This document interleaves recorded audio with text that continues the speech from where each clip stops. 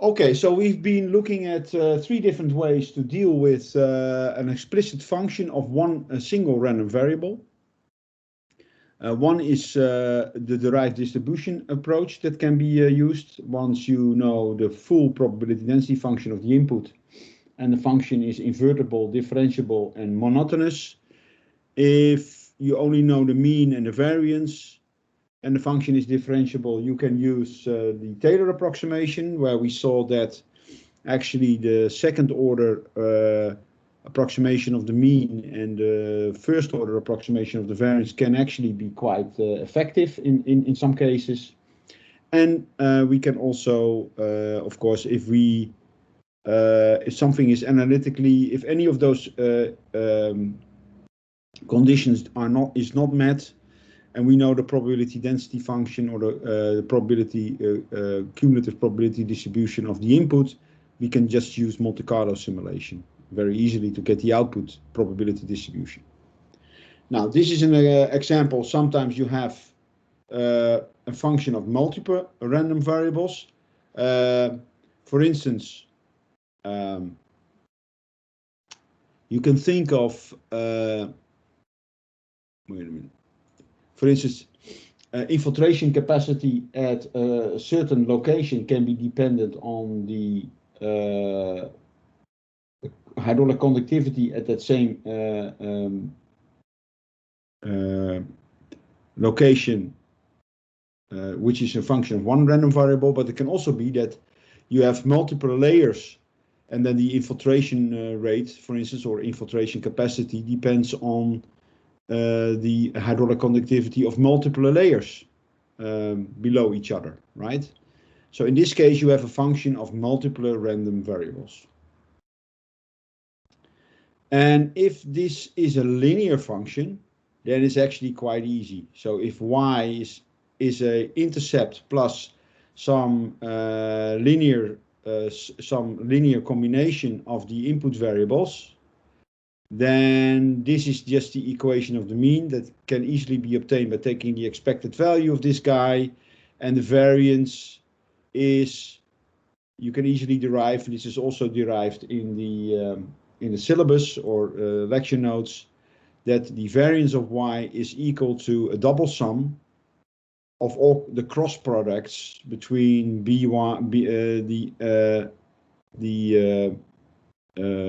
variables b, y, b, j, the cross correlation between I and j, and the standard deviation of I and j. Yeah.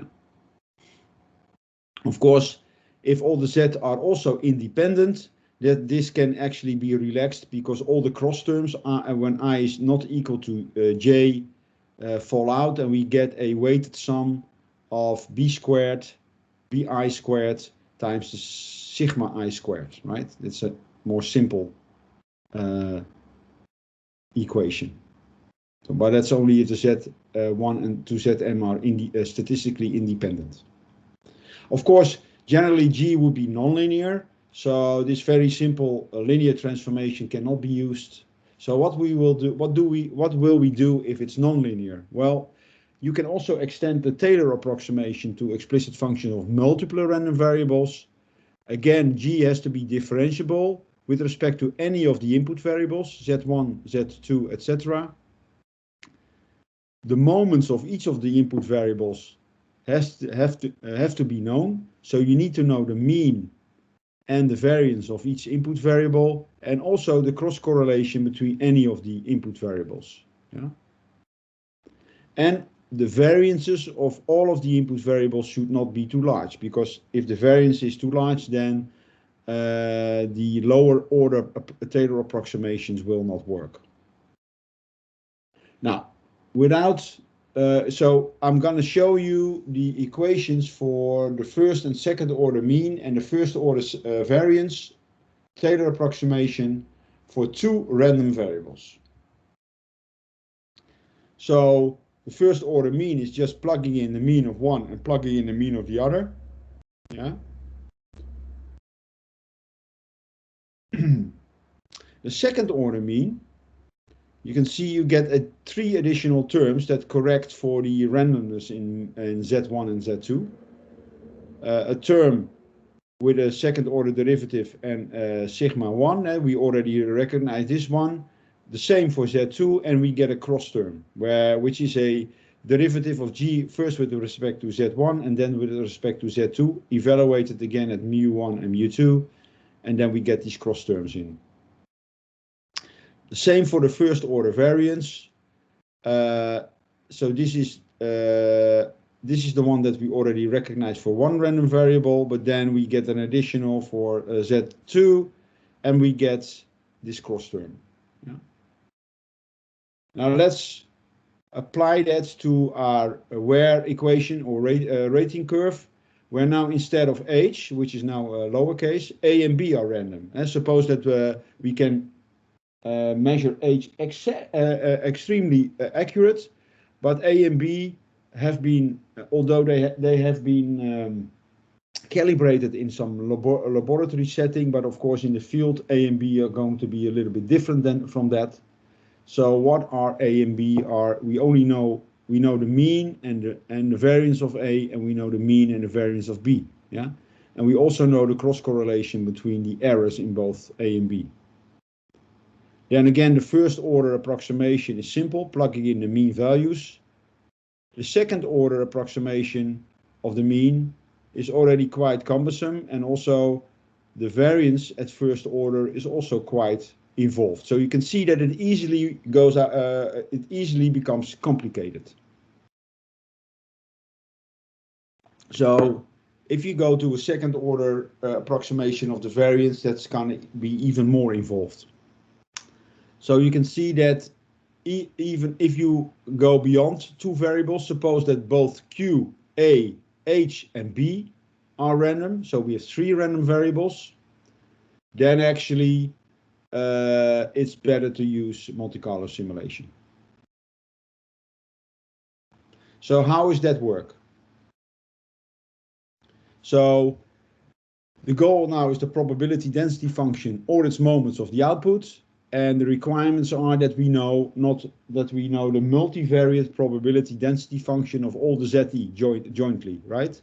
So suppose we have three random variables, Z1, Z2, and Z3. We need to have the trivariate probability density function of those Z.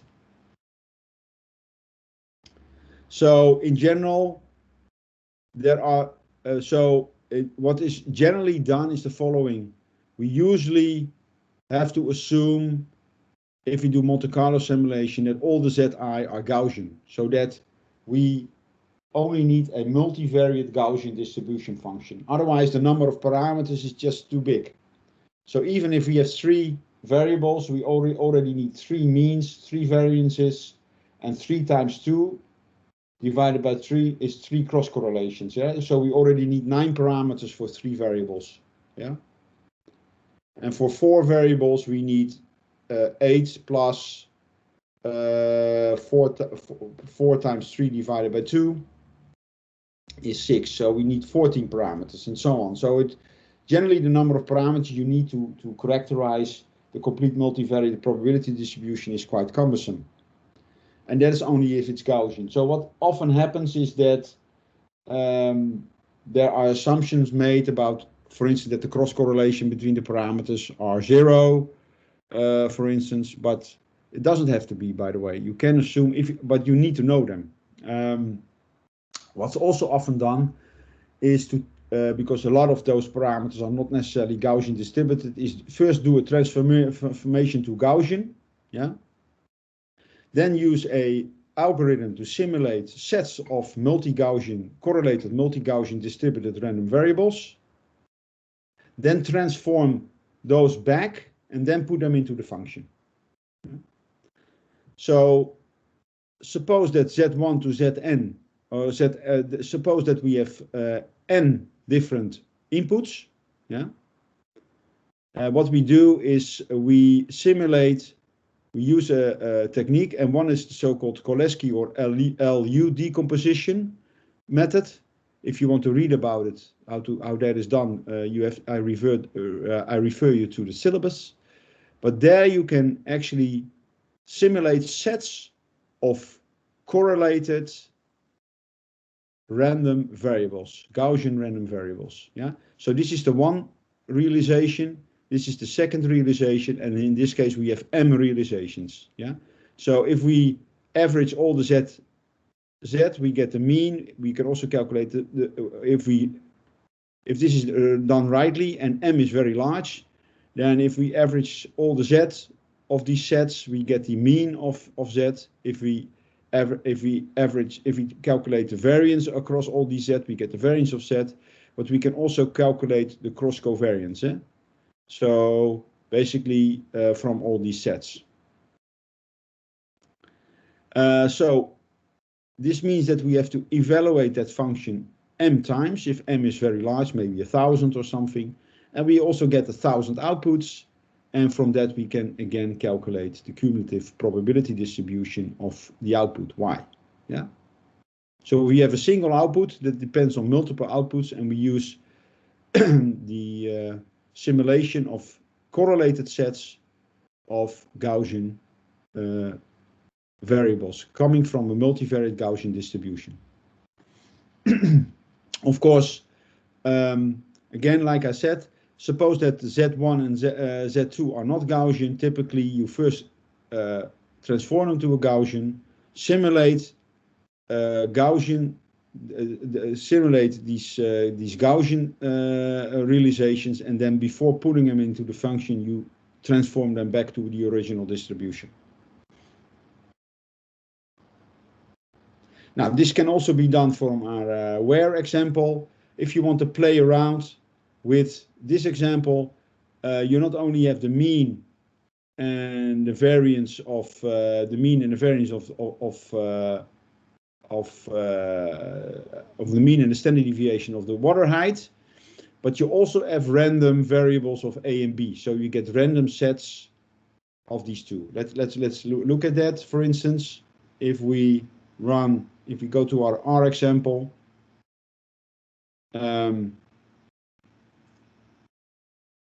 and we do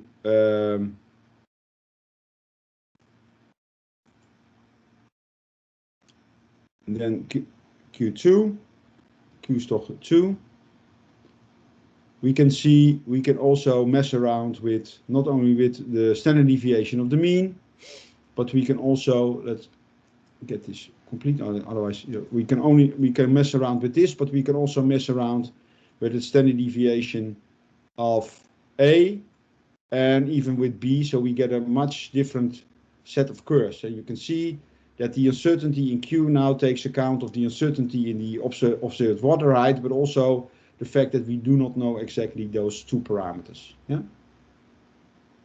So there are different ways of.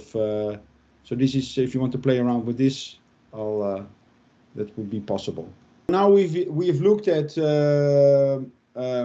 explicit functions of one and multiple random variables, but sometimes you have a differential equation where one of the parameters is random. Yeah, we call that a differential equation with a random coefficient. So it means that this is a differential equation of time, for instance. Yeah. But in this case, so this is our lake. So we have a lake that has a certain volume V. We have a concentration that changes over time, and it depends on some influx, yeah, which is constant from maybe nutrients from the surrounding agricultural fields. But it also has a decay rate, and this decay rate is a decay constant that depends on the biogeochemical processes in the lake, and we do not know exactly what the value of this K is. Suppose it's random. Yeah. So the idea then is, how can we calculate what the concentration, if we know that the initial concentration of the lake is 0, can we calculate the concentration of the lake, what that ends up with for large times, given the uncertainty in the coefficient K. Yeah. So this is a differential equation with a random coefficient. So we have a random variable, that's one of the parameters, and we do not know its value, but we do know maybe the mean and the variance or its probability density function. So if we have this case, what we can do is the following.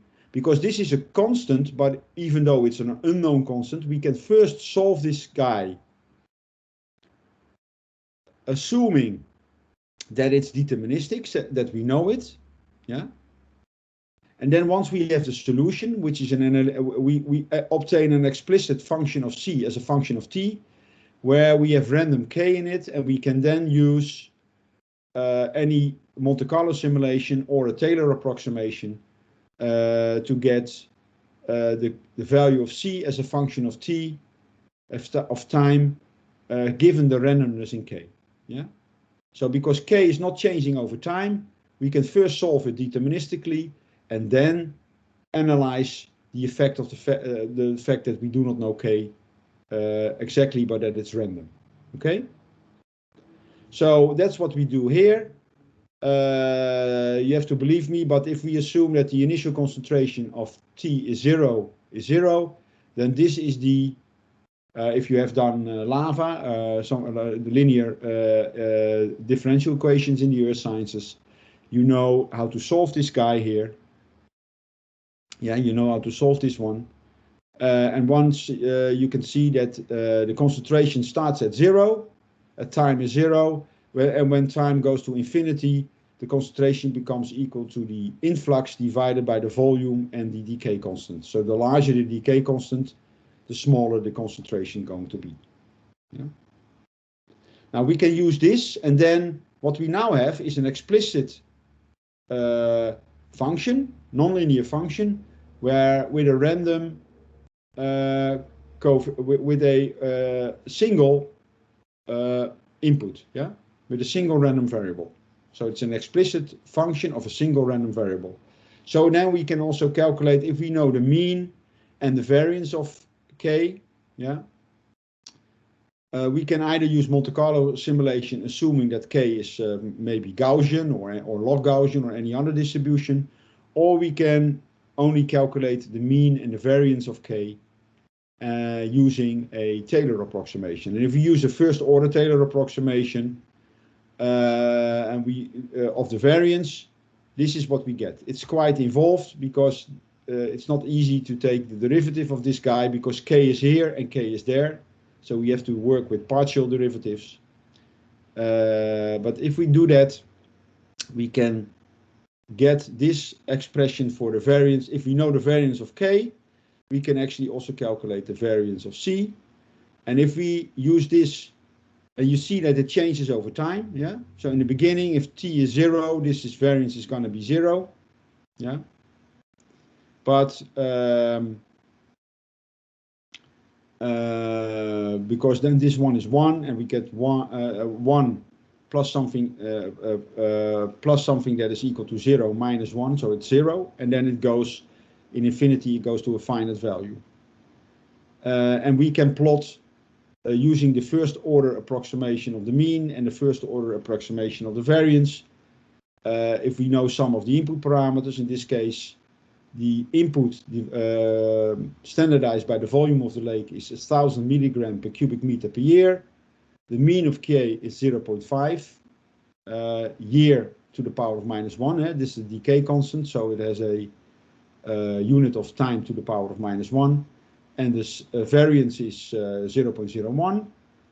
Then we can see that this is the estimate of the mean concentration, how it develops over time.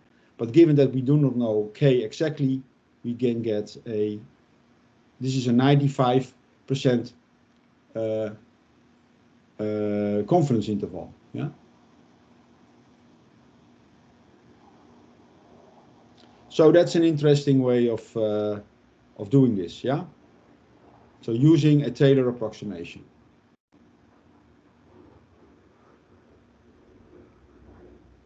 Now, another example that I can show you is two random, in this case we have two random parameters. Yes, we have a random recharge and we have a random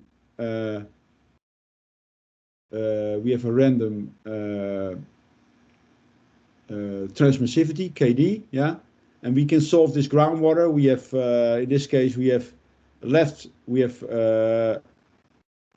so we can actually play around. This is the deterministic solution. What happens if we have a random K and a KD, and if we have a random recharge, yeah? If you do that, by the way, you can play around. In this case, it doesn't have to be the same boundary conditions on both sides, but you can see here that we have some random recharge and some random KD, and you can see that the groundwater table can be random as well. And actually, this is also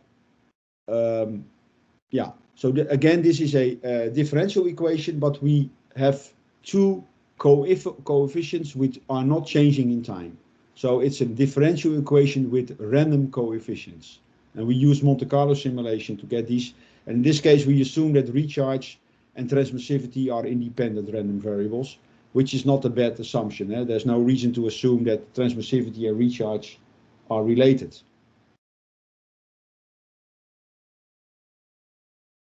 Now we can also you can also play around with the lake example. In this case, K is deterministic, yeah. But now, or K can be random, but also we have a varying input. So we have the same thing that we saw here, but this is a solution if the input is fixed, or is it constant in time, but if the input changes in time but is still deterministic, then we can use Monte Carlo simulation to see how the concentration in the lake changes for if we do not know if we have random but deterministic K. So let's play around with that one a little bit.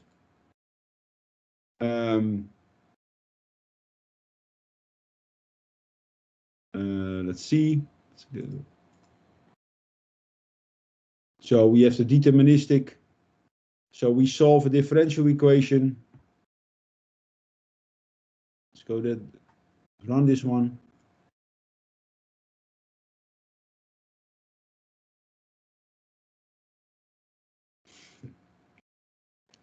So we set the initial lake at 0, like we did before. This is with the constant input that we already saw, yeah.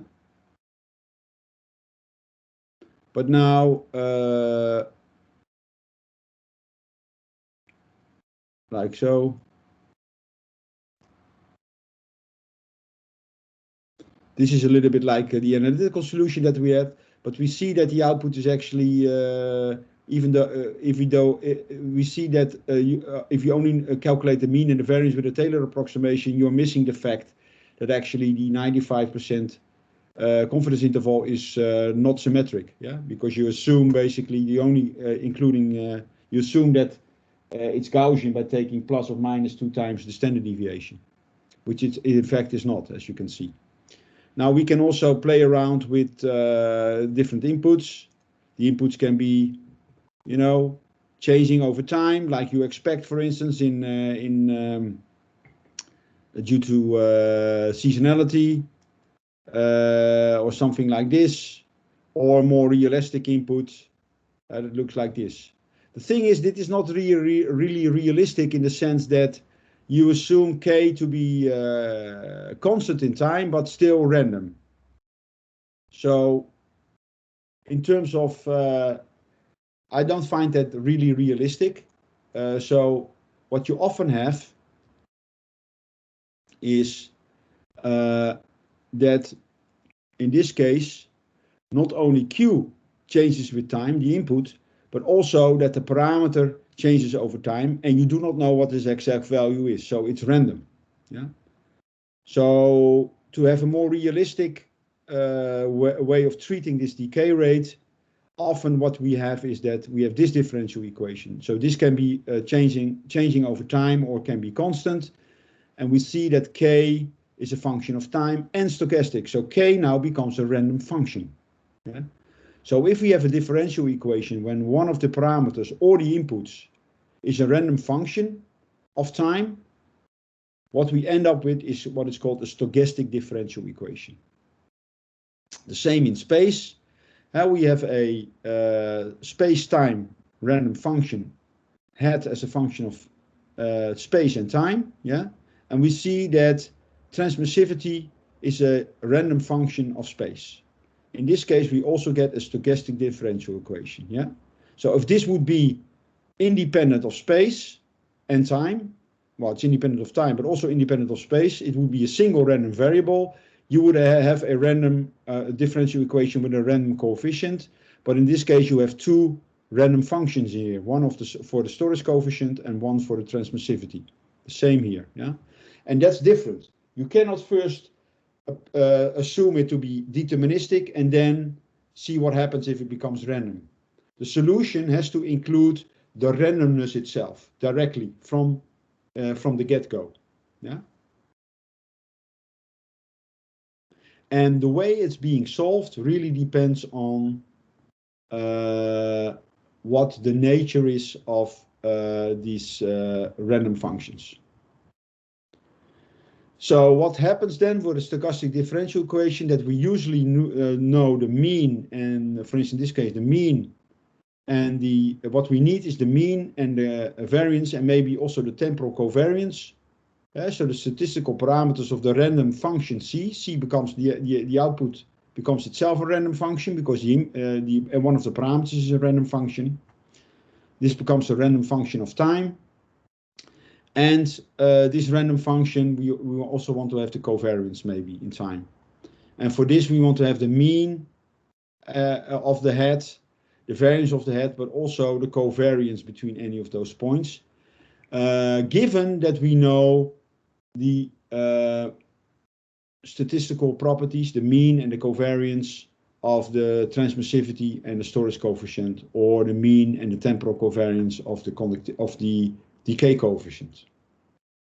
And like I said before, we cannot solve these differential functions for deterministic values of S, T, and K, and then analyze the solution for randomness. We have to include the randomness of the inputs or the parameters as part of the solution. And that's the difference between a stochastic differential equation and a differential equation with a random coefficient. Yeah, you have to really make a distinction between the two. Now let's move to that first one here, the one in time, which is a little bit more easy to comprehend. So this is the stochastic differential equation. With now we now have the case for a constant input, but a random function. K is a random function of time.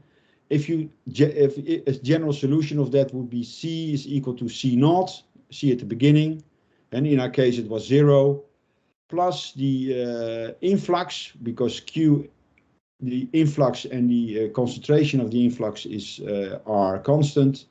It's just T minus T0 minus an integral, yeah? And this is a stochastic integral, right? Because K is stochastic integral with time. And this is what we already saw in the special topics. The nature of K really determines how you solve this stochastic integral, yeah? If it's colored noise, it means that if you zoom in into the process and it's smooth enough that the variance of any differences goes to 0, you can use any normal calculus and so-called Monte Carlo simulation, right? However, if this is white noise, yeah, then the variance of even a small difference goes to infinity. So it's of infinite variation. So no matter how much you zoom in, you will always see some variation happening. That's white noise. We already saw that's a theoretical construct. It cannot exist in reality. But in this case, you have to apply a certain special type of calculus called Ito calculus, or yeah, so it's called Ito calculus. We're not going into what Ito calculus is. I mentioned it a little bit in the syllabus. It means that we're not solving actually k itself, but the expected value of its of k squared. That's what we're solving. But forget about that. So why would you choose this representation of k instead of that? Well, think about the lake. If this is a function of temperature, then it would be something like this. It would be colored noise, but still vary in time relatively regularly. If this would be, if there would also be turbidity, would be an important part of explaining the variation of k, then you would have something that more resembles white noise. Now we can also go back to our stochastic differential equation here, and now it becomes a little bit different. Now both are, we can have both k and we can have both k. We can choose to have k or q to be a random function of time. Yeah, and both in both cases they are both described by white noise. Yeah, with a certain noise level. In both cases, we have a stochastic differential equation that has to be solved by Ito calculus. And what is done here is we're using realizations of the random function. This is with random. This is an example with the random value of k with a deterministic input.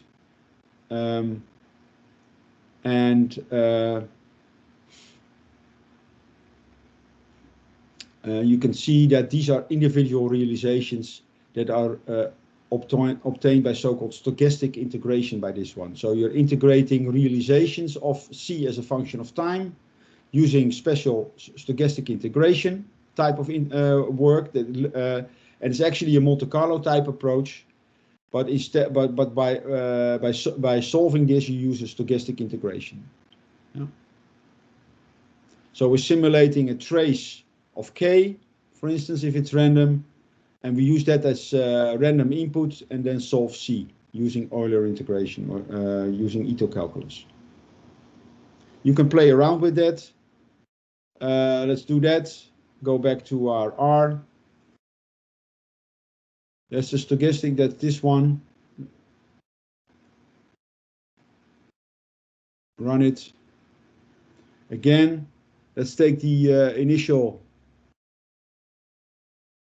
at 0 like we did before, and you can see in this case k is noise, but we can also put noise on the input. Yeah, both, and each of those realizations, yeah, you see that if you put noise on the input or on the input or noise on the value of k, you see it turns out a little bit different because the uncertainty in k doesn't have much impact in the beginning, but it has a lot of impact on the final level. Yeah,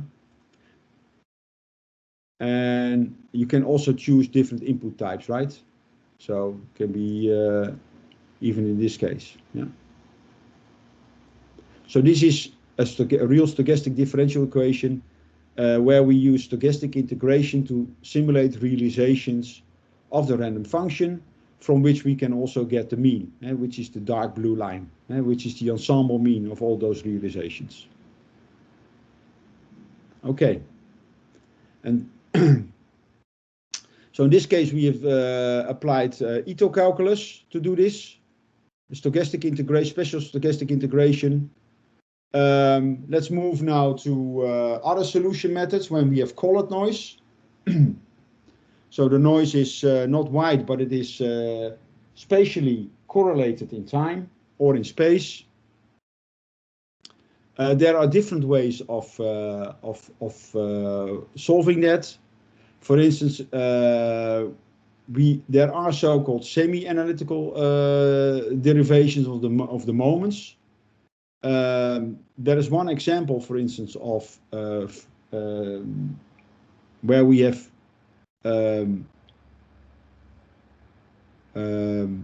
one-dimensional groundwater flow. So what happens is then what you usually do, you have to assume that the random function k or the random function k or TNS in this case, are stationary and multi-Gaussian. You have to assume that the groundwater flow is very simple, uniform, and infinite domains. And usually you have to assume that those variances are very small. So under strict conditions of the, if we only go to, if we limit ourselves to groundwater flow on the strict conditions of about transmissivity, conductivity, being of small variance, multi-Gaussian, or the logarithm is multi-Gaussian, and very simplistic flow geometries, uniform flow in an infinite field, no boundary conditions, we have analytical solutions, and they are quite cumbersome to obtain. For instance, in the syllabus, we have a one-dimensional groundwater flow example where K, or the logarithm of K, is a multi-Gaussian random function of space with a known covariance function and mean. And we see that it takes quite a lot of work to derive what the mean and the covariance function of the hydraulic head is. And it's also possible in 2 dimensions again, but we have to assume very simplistic flow conditions, which are in practical, not really realistic, because why would you want to know anything about natural background flow? I mean, you usually want to see what happens if you put in a well, or what's the effect of varying river levels, or deepening the river, or increasing the flow rate of a pumping well. So usually you have more complex flow geometries, and also often the variance of the transmissivity or the conductivity is much larger, it's not small. So these analytical solutions usually do not work. Yeah. So what happens if these? What happens in practice? Well, in practice we use Monte Carlo simulation. So what do we need if we want to use Monte Carlo simulation in combination with a stochastic differential equation? We need to know the multivariate probability distribution of the input or the parameters.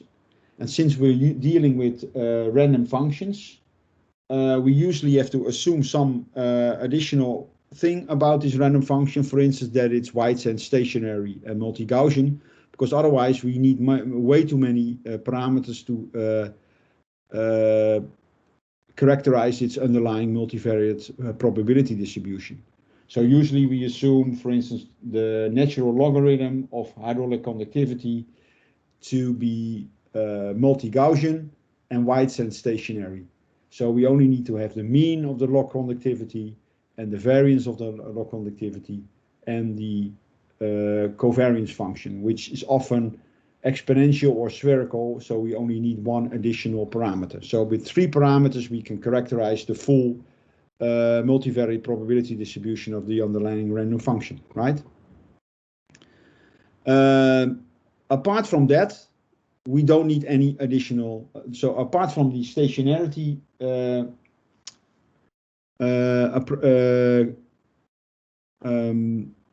assumptions, we do not need any other assumptions. So we can analyze any flow geometry, and we can also actually include data. So if we have conditioning data, then we can actually include them. So to give you an example of that, I show you again, I already showed this figure in the geostatistics lecture. I suppose that we have a groundwater model, and we want to know the effect of a pumping well on the head fields around it. And we, for instance, there's a nature area somewhere, and we want to know what the probability is of the groundwater decline there. But we do not know exactly what the underlying hydraulic conductivity is, but we do have observations of hydraulic conductivity at a number of locations, yeah, or transmissivity in this case, yeah. So we determine the transmissivity, maybe at a pumping test, or maybe from a little stratigraphic column, assigning conductivity values to each of the texture classes in the column and getting a total transmissivity from that. We have a number of points where we have the transmissivity. We can calculate the histogram and the semi-variogram from that. Using that, we can then simulate conditional realizations. We can think about sequential Gaussian simulation that we saw in our geostatistics lecture. And then we simulate 100 or 1000 realizations of the random of equally likely realizations of the underlying random function of hydraulic conductivity or transmissivity here. And each of those realizations is evaluated as input to the groundwater model. So we get 1000 outputs, so 1000 hydraulic head decline fields, and we can then, for a single point, we can get the probability distribution of head decline, or we can make maps of mean and standard deviation of head decline or head. That gives us actually the uncertainty, measure of the uncertainty. Yeah. So this is what we can do. So to show this, I'm going to show you another example, which is a synthetic example where where the idea is, okay, how can we use this approach to know how much of these conditioning data, how much of these data do we need to estimate the the hydraulic head with a certain accuracy. Yeah. So that's actually a sampling problem. So how are we going to do that? Well, suppose that we have reality. This is the real hydraulic conductivity. Yeah. And if we put that into a groundwater model, this is a mod flow model with on the boundaries we have zero head, fixed head, and we have a recharge of 1 millimeter per day. Yeah. So this is the hydraulic head that comes out of it. Yeah.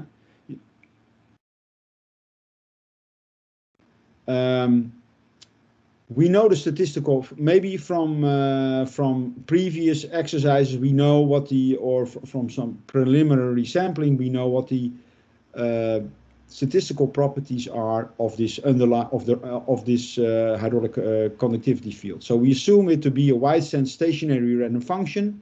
So the logarithm, the natural logarithm of hydraulic conductivity, is assumed to be wide-sense stationary random function with a multi-Gaussian probability density function with a mean of the log conductivity of mu y is ln k, and a standard deviation equal to 2.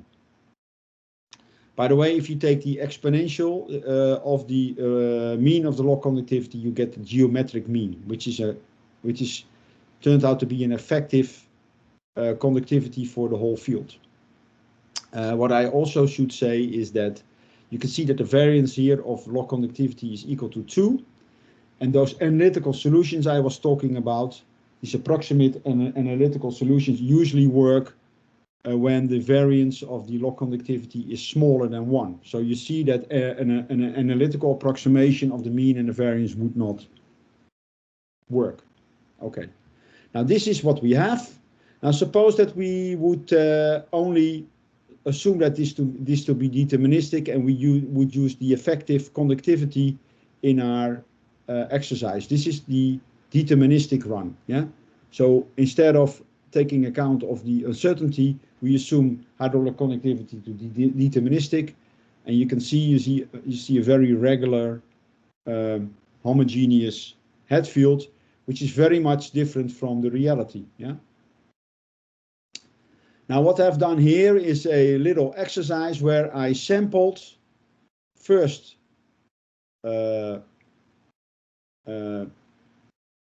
sampled increasing numbers of observations here. So first I sampled, I didn't sample any observations. So suppose I don't have any observation, I only know that I only know what the mean and the standard deviation and the correlation length of the underlying random function is. Yeah?